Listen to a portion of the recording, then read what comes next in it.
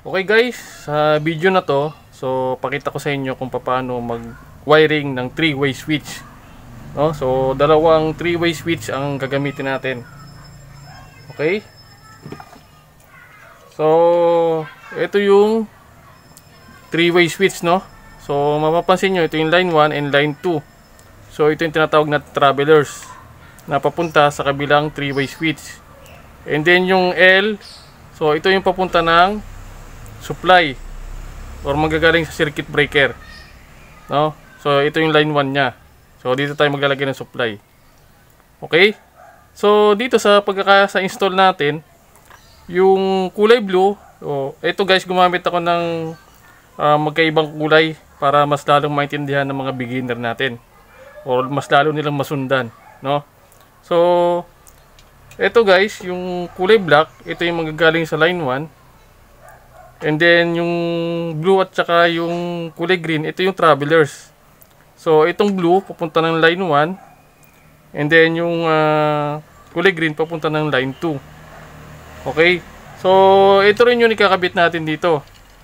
Yan, ito yung line 1 or L na galing ng supply. And then yung line 1 is kulay blue. And then yung line 2 is kulay green. So parehas lang naman yan, pwede naman siya magkabaligtad. Kung halimbawa dito yung line 2 sa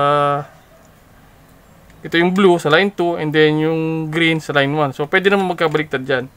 Pero ano lang, para sa mga baguhan, so mag-standard na lang tayo. So yung line 1 is kulay blue and line 2 is kulay green. So sa mga baguhan, okay din lang naman na isang kulay lang ang gagamitin yung wire. Wala namang problema doon. So ginawa lang natin to para doon sa mga beginner, no? Mas lalo nilang maintindihan or lalo nilang masundan. Okay? So kabit na natin. So yung supply na kulay black, install natin sa rito. Insert natin sa rito.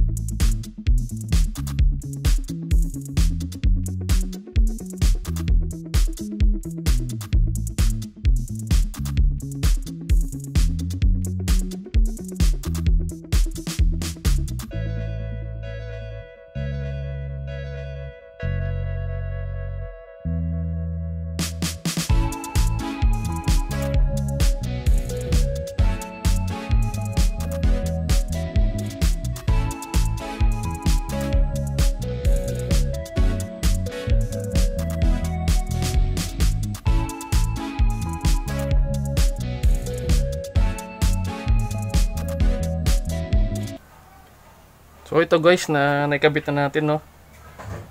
Okay. So yung block na to papunta rito sa receptacle or yung may thread. So ito yung may marking na black. Okay, ito yung black papunta rito. And then yung blue papunta rito sa line 2 or tinatawag natin neutral. No? So kabit muna natin tong mga cover and then install na rin natin itong mga switch. And then lagay na rin natin yung ilaw.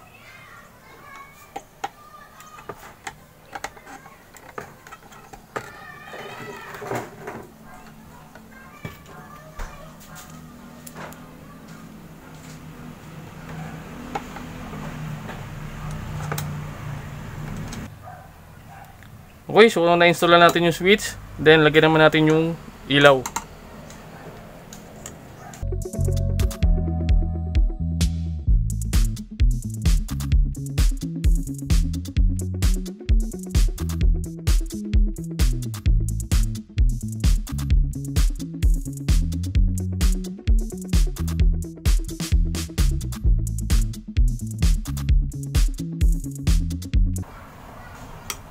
Okay, so bago natin lagay yung cover ng junction box, so mag-check muna tayo ng resistance check kung okay ba itong wiring natin.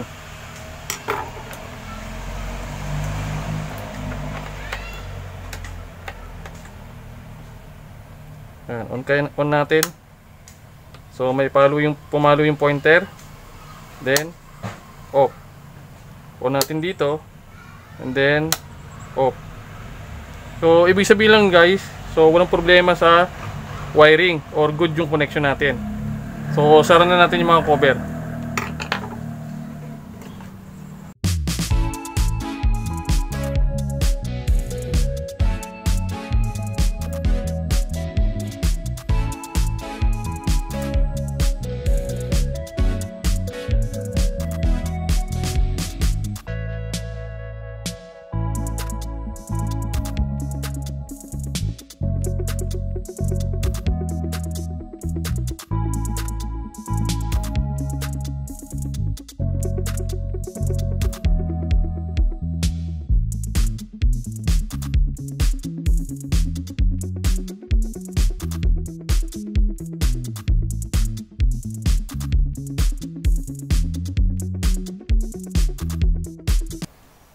Okay, so ito guys, yung ulitin ko lang, yung kulay blue at saka yung kulay green. Ito yung travelers na papunta sa kabilang 3-way switch. So kahit na magkabaligtad dyan, wala namang problema. So yun lang, tayo lang, nag-i-standard lang tayo. Kung ano yung nilagay natin dito sa line 1, yun na lang ilagay natin kulay para sa kabila. Okay?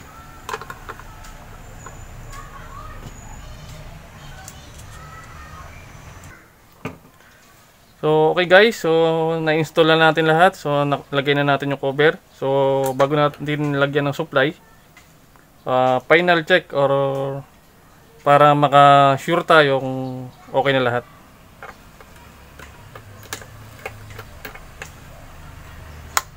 So yan, ibig sabihin pumalo yung pointer, then off, on, and pwede mo siya ritong i-off.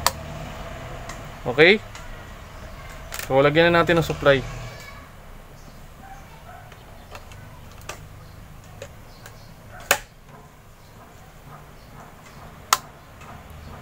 Okay, so ito yun, naka-on na yan, and then pwede natin siyang off rito sa kabilang switch.